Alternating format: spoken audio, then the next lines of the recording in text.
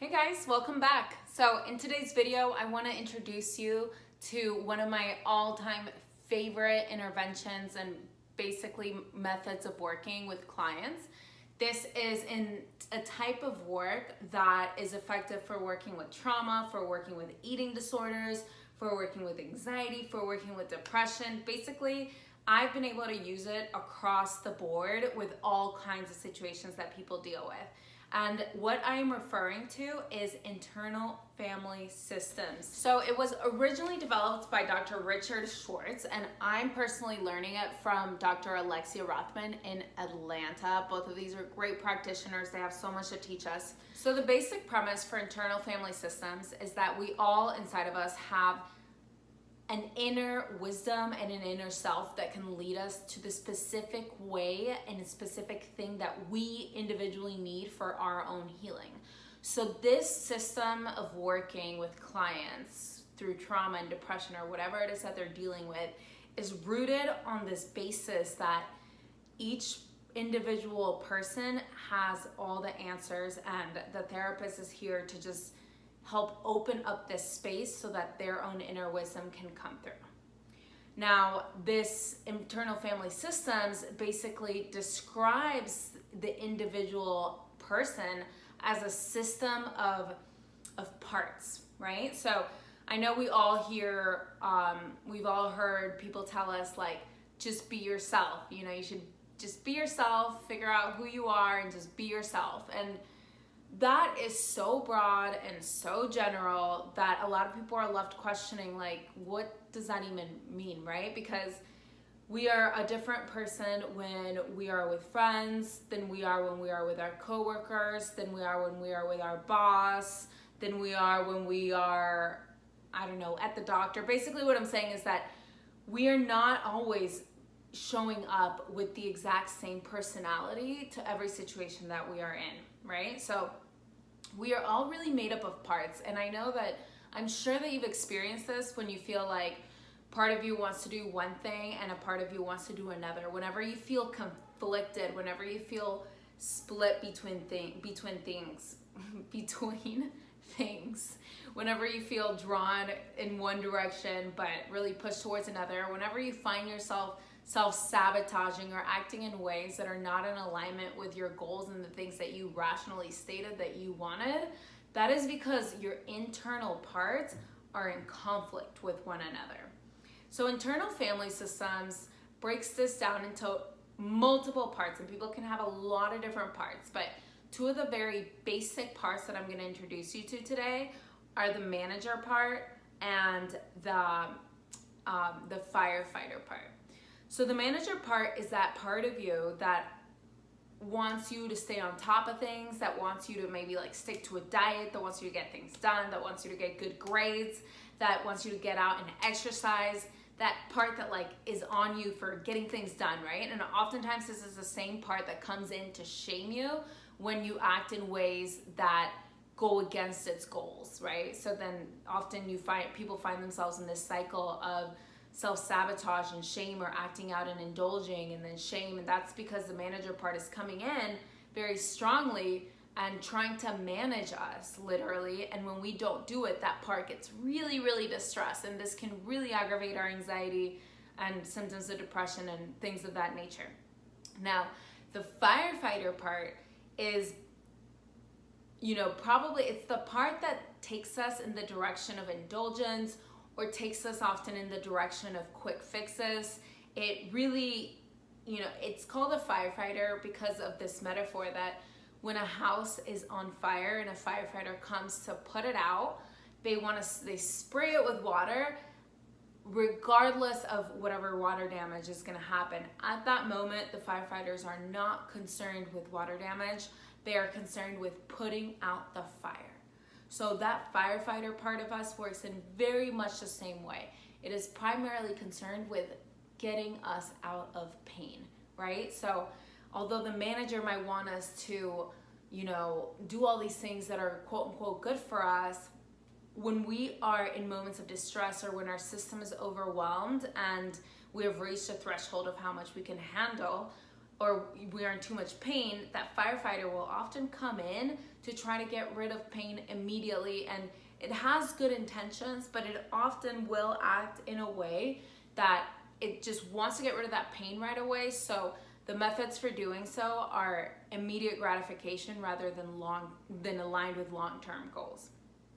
Often when people are trying to achieve their goals, or they're trying to reason with the very emotional parts of themselves, we often find ourselves going to the manager part to do that because of the way that we were raised, the way that our society is, and so much of it is about self-control and discipline and things of that nature. So these messages that we are always getting. So when we are going through a tough time, or we are having difficult emotions, or or we are trying to achieve a goal, many of us take this approach of either suppressing or rejecting those emotions, telling ourselves that we shouldn't be feeling it, telling ourselves that we shouldn't be that sensitive, rather than getting curious about what is going on and why that firefighter is acting in that way, or why that emotional part is acting up in the way that it needs to, right? So when the manager part is in this extreme role of trying to control everything, and often when we go through trauma or a lot of emotional distress throughout our life, that manager part gets into a more and more extreme role. As a result of that, as this manager part gets in a more extreme role, the other parts also have a tendency to get into extreme roles. So before we know it, the part of us that is trying to control everything is in constant conflict with the emotional part of us, with the part of us that wants to take us out of immediate pain, that often does this through pretty primitive methods.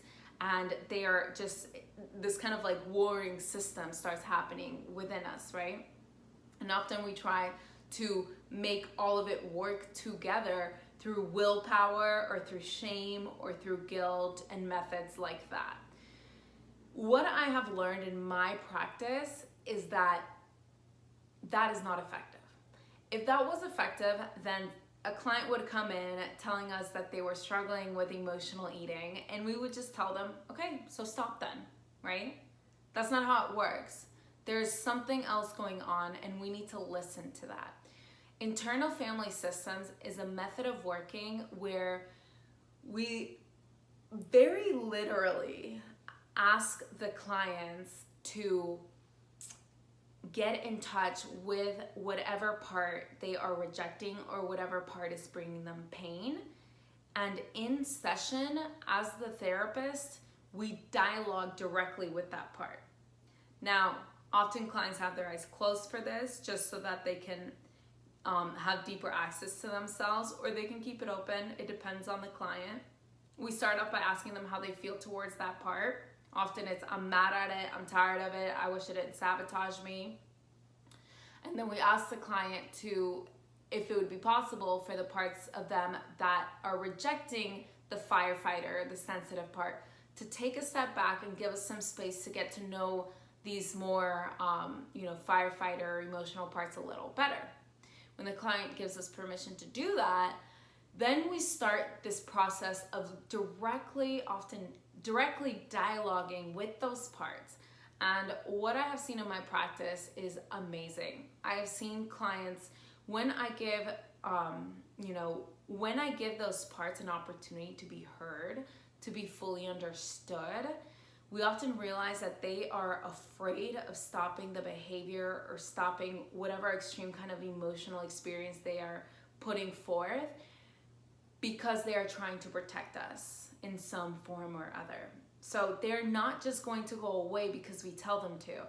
These parts will not relax until they trust that we are safe, or that the things that they're trying to help us with are really being handled in a healthy way. So what the therapist does in session is dialogue with that part and almost negotiate with it to try to help it work together and collaborate with the manager part in a more peaceful, collaborative way, rather than warring and butting heads. And I have seen drastic changes in clients with this. I see it being really effective actually with OCD.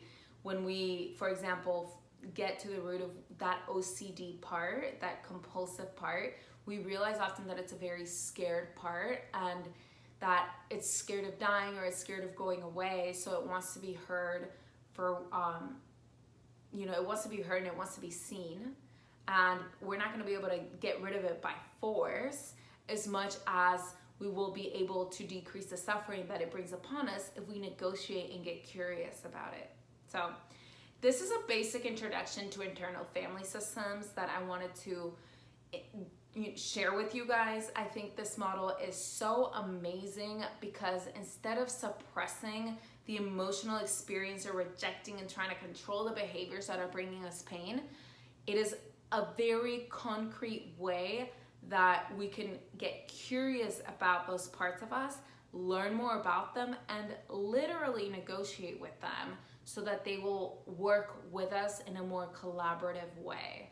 And it's a new way, it's a very progressive way of working, but it is so compassionate and it allows for so much more flow and alignment within clients than just trying to tell them exactly what they need to do, which, hopefully therapists aren't doing that because that doesn't work. But it teaches clients how to also recognize what the parts of themselves are wanting so they can find more effective and healthy ways to give those parts what they need and to satisfy their needs and take care of that.